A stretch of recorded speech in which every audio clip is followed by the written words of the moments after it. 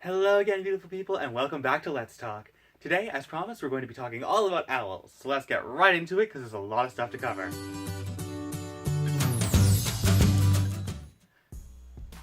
As you may not know, all animals, plants, bacteria, everything is classified using a system called taxonomy. At the very top, we have life. Life is divided into domains. We have eukarya, plantae, fungi, and protists. But we're going to be focusing on eukarya today because that's the domain of Animalia. Animalia has 9 major phylums.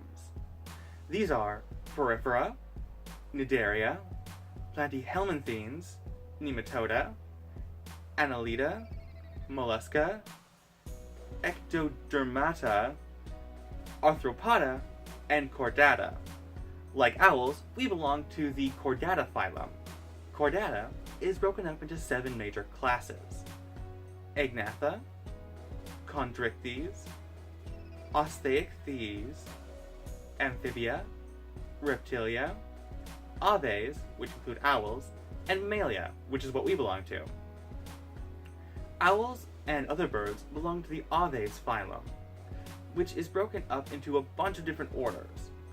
Owls belong to the Strigiform order. Taxonomically, orders are broken down into families and species. Modern-day owls belong to the Strigidae and Titanidae families.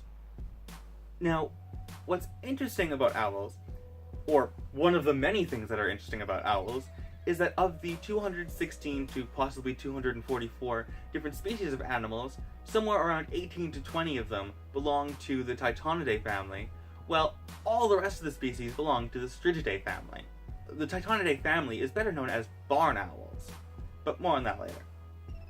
In the Titanidae family, there are 2 genuses, Tyto and Photius. In the Strigidae family, there are somewhere around 24 different genuses, based on what I could find.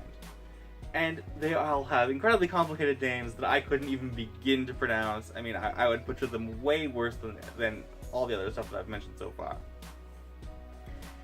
And now you might be wondering, well, why this is important.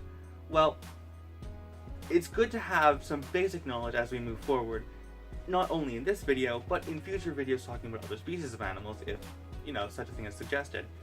So now we're going to move on to something a little more interesting than taxonomy. Owls, like other species, have some specialized organs that help them do what they do best. But first, an interesting aspect about owls is that they are sexually dimorphic.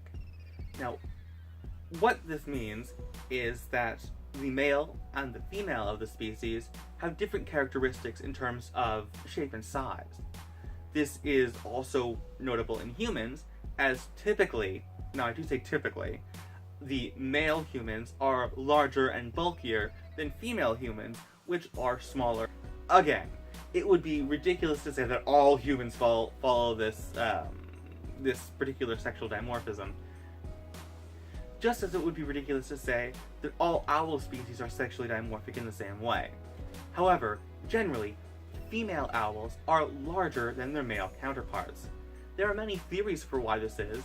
A more common one that I came across in my research was that the smaller size of the male owls helps them to be more streamlined hunters and to gather food more easily, while the females guard the nests. Another explanation for this is that female owls are particularly aggressive during mating season, and a smaller sized male owl has a better chance of getting away from an unwanted advance, or an attack from a female. As with most birds, owls have a specialized organ known as a gizzard.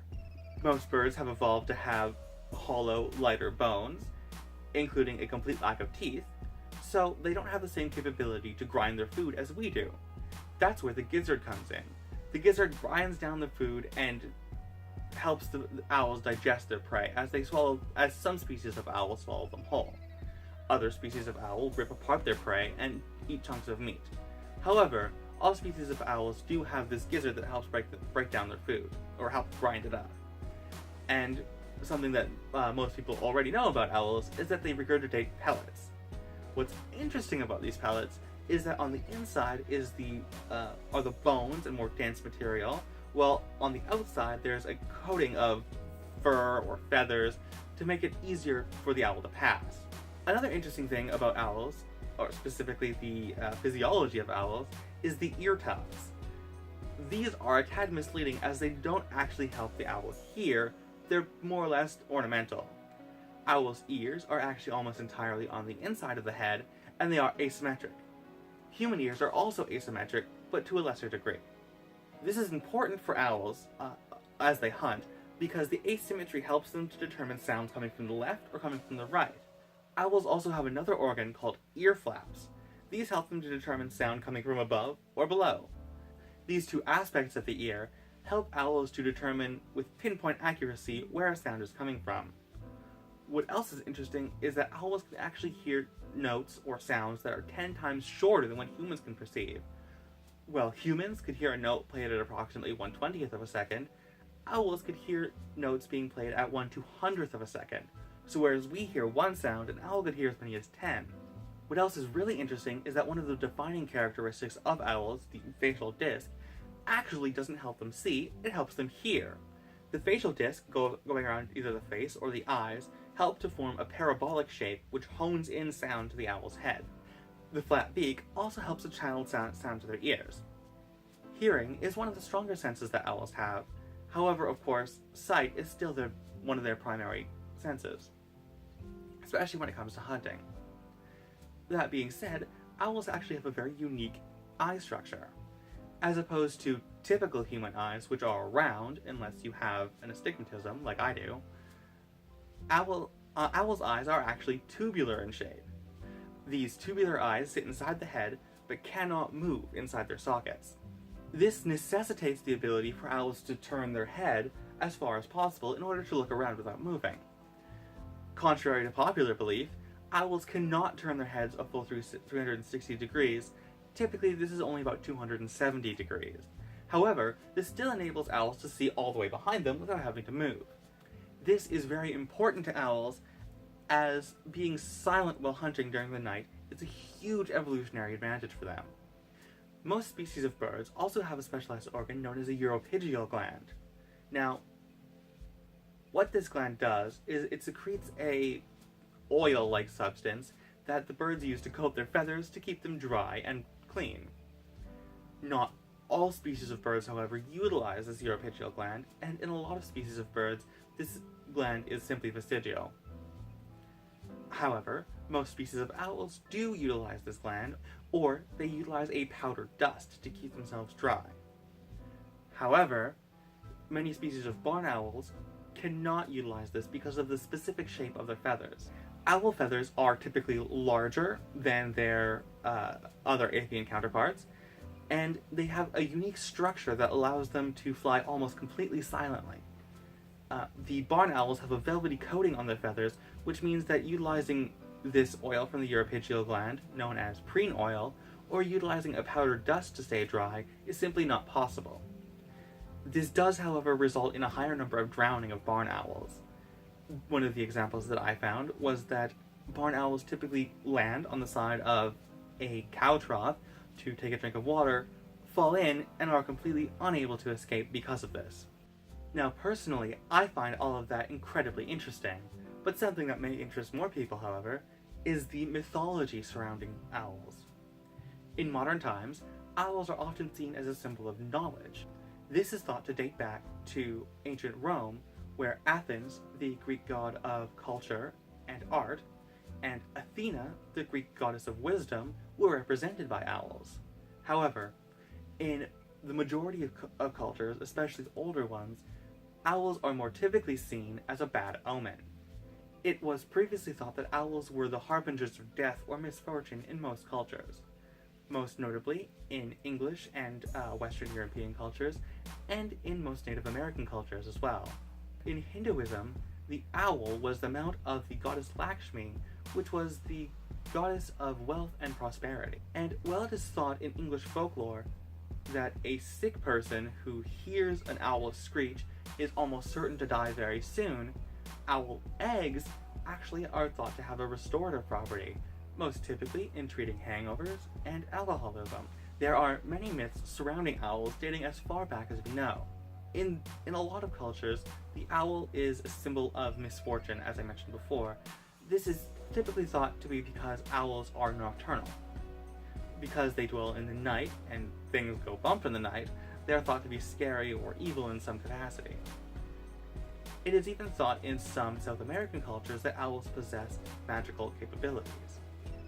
And our final topic of discussion on owls today, sad I know though, this video is coming to an end, but our final topic of discussion is just some general information about owls, some fun facts, and some things that I found were particularly interesting. First of all, baby owls are referred to as owlets, which, I mean, come on, that's adorable. Another interesting fact about owls is that a group of owls is known as a parliament. One of the most populous species of owl is known as the little owl, the Latin name Athenae noctua, and it is thought to have a population of somewhere around 15 million. That being said, however, the little owl isn't actually the smallest species of owl. That is the elf owl, or Micrathenae whitneyi, and it is known to be as small as 31 grams, which is pretty tiny for basically any animal. What's really interesting is that, like other birds of prey, owls typically consume prey that are approximately the same size as them.